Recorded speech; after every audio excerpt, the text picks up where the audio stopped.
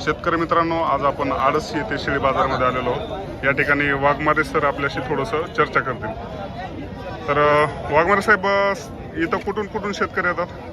इथून बीड, जालना, परभणी, लातूरच्या पलकड, आपलं धाराशिव असेल, खालून गंगाखेडपासून लोक या ठिकाणी शेळ्या घेण्यासाठी येतात।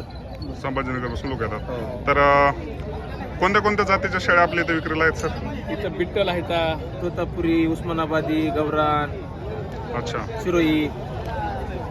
एका दिवसामध्ये तुमचा आतापर्यंतचा हायस्ट शेळी आणि छोटे पिल्ले विक्री किती झालेले आहेत एका बाजारामध्ये? 1011 गेलेले आहेत। तर शेतकऱ्यांसाठी तुम्ही काही आवाहन वगैरे करतात का की आडसच्या शेळी बाजारात या, किंवा मग अशा पद्धतीनं काही?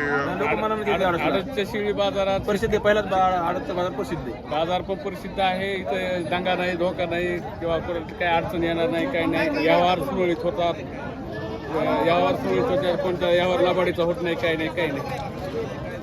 आणि जिथं जिथं अडचण येईल तिथं आम्ही सहकार्य करतो।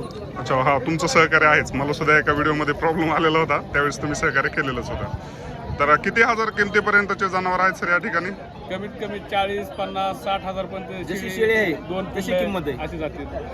म्हणजे जसं शेळीची क्वालिटी आहे तशा पद्धतीने किमती आहे। तशी किंमत कमीत कमी पासून जास्तीत जास्त पर्यंत 60 ते 70 हजार शेळी आडच्या बाजारामध्ये। हायस्ट शेळी एखादी विक्री झालेली आहे असं तुमच्या 51,000 कानावर आहे? विकलेली आहे। 51,000 रुपयाला। 51,000 रुपयाला कोणत्या जातीची होती? हे विकलेली।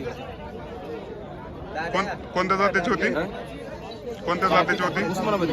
उस्मानाबादीची 51,000 रुपयाला गेल्या बाजारी विक्री झालेली होती। ओके, थँक्यू सर, तुम्ही जो मोलाचा वेळ दिला त्याबद्दल।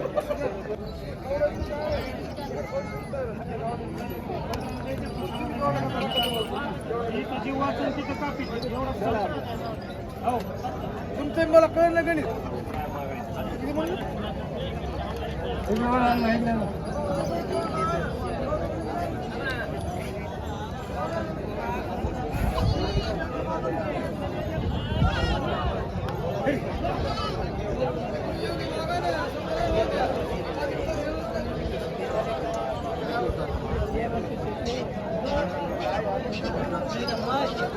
काय माल आहे?